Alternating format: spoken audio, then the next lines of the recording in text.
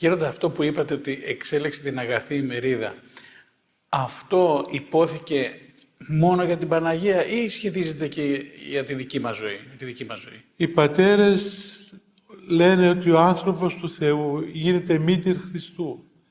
Δηλαδή, για κάθε άνθρωπο ο οποίος επιλέγει στη ζωή του να φυλάξει τον Λόγο του Θεού και να τον ακούσει προηγουμένως, αυτός γίνεται όπως την Παναγία.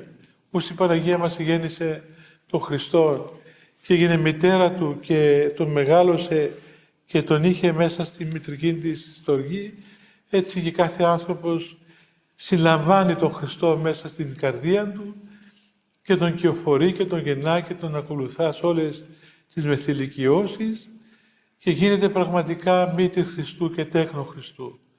Γι' αυτό είναι μακάριος, όντως μακάριος, ο κάθε άνθρωπος ο οποίος επιλέγει στη ζωή του να φυλάττει τον Λόγο του Θεού.